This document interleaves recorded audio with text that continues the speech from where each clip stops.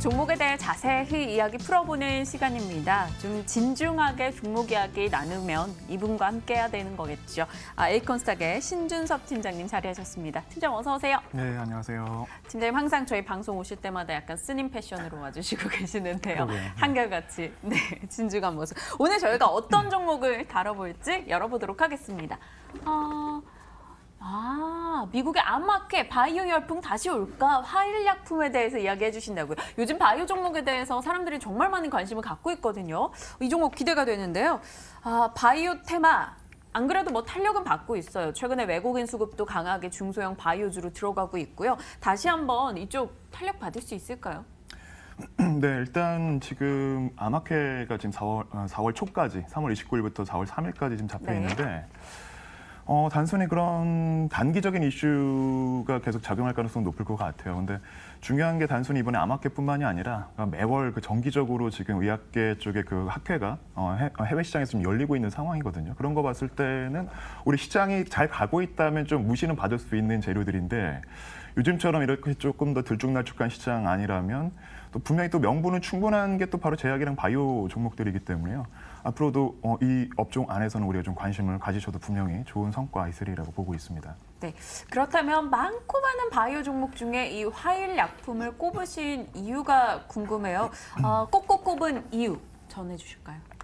네, 일단은 뭐 제 종목들이 대다수가 일단 뭐 단도직입적으로 말씀드리면 싸다는 겁니다. 많이 떨어진 저평가 종목. 네, 맞아요. 근데 일단 중요한 게 바이오 종목들이 시가총액 특히 이제 제약주들도 마찬가지고요. 시가총액 1,000억대 전후인 그 작은 기업들도 많이 있어요. 근데 일단 그런 종목들 같은 경우에는 실적이라든지 나름대로 내부적으로 이런 경영에 대한 부실적인 부분들이 반영이 돼서 투자에 대한 모멘텀이 없는 부분들이 많거든요. 근데 일단 화일약품 같은 경우에는 이따 잠시 후에도 좀 설명을 드리겠지만 성장성도 일단 앞으로 이제 충분히 이제 갇혀 있는 지금 종목이고 오히려 지금 수익성 같은 경우에는 작년 실적에서 좋게 좀 나오고 있거든요.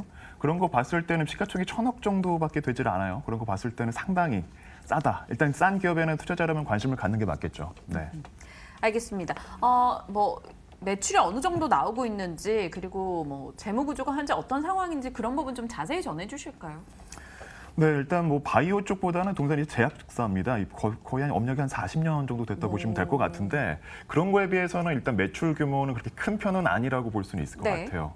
일단 연매출 기준으로 봤을 때는 1,000억대 정도가 계속 유지가 되고 있고요. 근데 이게 지금 1,000억대 처음 달성한 게 불과 얼마 안 됐습니다. 2015년에 이제 처음 1,000억대 달성을 했는데 문제는 지속적으로 들어왔던 그 수익금을 가지고 이익을 가지고 재투자를 했다라는 거예요. 그러니까 원래는 이제 동사 같은 경우에는 원료 의약품 쪽으로 이제 중점적으로 기업이 성장을 해 오면서 유지를 해 오다가 완제의약품 쪽이랑 그리고 기능성 식품 원료까지도 이제 손을 대면서 사업이 좀 다각화가 됐거든요. 물론 이제 뭐 문어발식 경영이 아니라 잘할 수 있는 영역 안에서 시너지를 내기 위한 지금 그런 그림들을 그리고 있다 보시면 될 것 같고요. 일단 작년 매출이 이제 나왔는데 성장성은 크게 좀 볼 수는 없어요. 매출은 거의 뭐 전년도 동기 대비 비슷한 수준이 나왔는데 여기서 우리가 주목할 부분은 일단 영업이익이 개선됐다라는 겁니다. 일단 지금까지는 동사가 계속 재투자, R&D 쪽에 계속 연구개발 쪽에 투자를 해오다 보니까 수익성이 많이 떨어졌던 건 사실이에요. 근데 작년부터 본격적으로 이런 경영적인 조금 더 뭐라고 표현을 할지 모르겠지만 좀 내실을 더 갖추고 이제 차후 성장에 대한 준비를 도모하자라고 해석할 수 있는 부분이 되게 중요한 애가 바로 작년이라고 볼 수 있거든요. 근데 지금 그 부분이 작년에 판관비를 줄이고 일단 그 매출 원가를 줄인 부분이 핵심이라고 볼 수가 있습니다. 즉 이제 어느 정도 수익을 내고 싶다라는 부분이고 매출이 늘어났을 때 본격적으로 도약을 해보고 싶다라고 해서 이제 올해 같은 경우에는 특별히 좀 주목을 할 만한 종목으로 좀 보시면 좋을 것 같습니다. 저는 화일약품 하면 그 코엔자임 Q10 생각이 나는데요. 그 부분도 상당히 인기 있는 제품이다 보니까 약품이다 보니까 좀 많이 알려져 있는데 그걸 만드는 업체가 화일약품이다. 이걸로 연결이 안 되시는 분들은 좀 있으실 것 같아요. 한번 체크하시고요. 크리스탈 지노믹스랑 또 무슨 관계가 있는지 한번 얘기해 주실까요? 일단 동사의 대주주, 최대 주주 기업이 크리스탈 지노믹스라고 좀 대다수 이제 바이오 기업으로 잘 알려져 있죠. 네. 근데 동사가 여기서 주목할 부분이 뭐 바이오주의 자회사다, 뭐 계열사다라고 보시는 것보다는 여기서 이제 성장성이 갖춰져 있거든요. 국내에서 이제 22호 신약으로 이제 등록이 처음 이제 됐는데 최근에 이제 개발한 이제 신약을 볼 필요가 있을 것 같습니다. 아셀렉스라는 이제 관절염 치료제를 크리스탈 지노믹스가 이제 개발에 성공을 해서 단순히 뭐 성공을 한 것뿐만이 아니라 이제 해외 시장 쪽에 이제 약 19개 국가 쪽 위주로 지금 영업망을 확장을 해서 실제 매출이 좀 발생이 되고 있고요. 이 부분이 지금 동사의 매출이 지금 서서히 작년부터 잡히기 시작했습니다. 무슨 얘기냐면 올해 같은 경우에는 더 많은 부분들이 이제 비중이 차지를 할 것이다라고 볼 수가 있는데 무슨 관계가 있는지 다시 한번 조금 더 자세히 말씀드리면 네. 일단 이 관절염 치료제 원료를 이제 그 화일약품이 만들고 있어요. 그러니까 즉 이제 제조랑 공급권을 지금 화일약품이 갖고 있음에 따라서 단연 이제 그 크리스탈 지노믹스의 이 영업망이 확대됨에 따라서 동사의 성장성은 여기서 이제 우리가 좀 기대해 볼 수 있다라고 볼 수 있겠습니다. 네, 알겠습니다. 이 종목에 대해서 팀장님께서 생각하시는 가장 좋은 모멘텀, 뭐 추가적으로 살펴볼 모멘텀이 있다면 뭘 꼽으실 거예요? 계속 말씀드리지만 일단 기업이 싸다라는 건데 일단 바이오 종목들 같은 경우에 특히 제약주들 같은 경우에는요. 일단 성장성이 그대로 이제 가시화가 될 경우에는 주가 프리미엄이 너무 많이 이제 붙어 있어서 좀 리스크에 대한 위험이 커요. 너무 네. 높이 이제 주고 사야 되나 프리미엄을 그러니까요. 주고. 근데 이제 동사 같은 경우에는 아직은 지금 작년 실적만 많은 투자자들이 알고 있습니다. 그렇기 때문에 올해 이제 성장성이 반영될 거에 대해서는 아직 노출이 된 상태는 아니거든요. 수익성은 이미 이제 가미가 됐고 그런 거 봤을 때는 투자자 입장에서는 이미 재료가 다 노출된 다음에 들어가는 것보다는 실적이 일단 어느 정도 확신이 있다면 지금 자리 어떻게 보면 지금 투자할 수 있는 자리가 어떻게 보면 이 활약품의 가장 큰 투자 매력이 아닌가 이렇게 좀 볼 수 있겠습니다. 사실 지난해 한 6천 원대 부근에서 움직임을 보이다가 올해 들어서 조금씩 나아지고 있는 흐름, 얼마 전엔 8천 원을 찍기도 했었는데요. 화일약품 오늘자 2% 정도 올라가고 있습니다. 저 12시 방송 같이 하실 때 팀장님께서 상당히 종목에 대해서는 좀 긴 시각으로 놓고 가시는 걸로 알고 있는데요. 어느 정도 기간을 두고 투자할지, 그리고 기간을 뒀을 때 얼마까지 보고 가야 될지 짚어주세요. 네, 죄송합니다.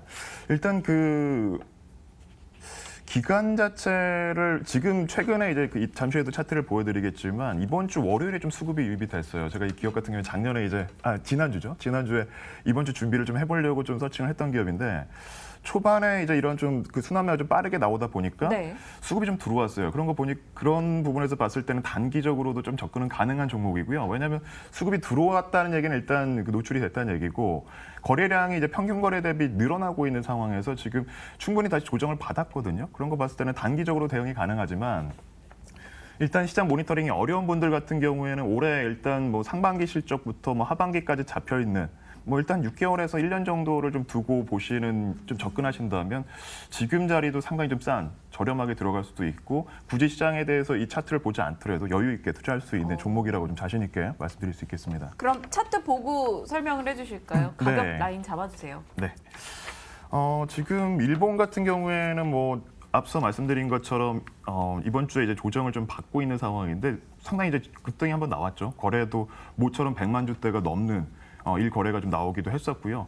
평균 거래가 지금 10만 주대가 넘어가는 경우를 쉽게 찾아볼 수 없는 종목입니다. 뭐 주봉을 잠깐 보시면 상당히 심심해요. 그러니까 일단 1차적으로 10,000원대를 돌파한 이후로 그 이후부터 계속 2년, 3년 동안에 조정을 받고 있는 종목이거든요. 근데 일단 앞서 말씀드렸던 것처럼 기업적인 실적에 대한 모멘텀, 성장에 대한 모멘텀들이 이제 단계적으로 좀 노출이 된다면 지금 자리 거래가 터지기 전에 관심을 갖고 단계적으로 분할 매수를 하는 자리라고 저는 보고 있습니다. 그래서 일단은 1차적으로는 지금 뭐 7,200원대 지금 자리도 괜찮고요.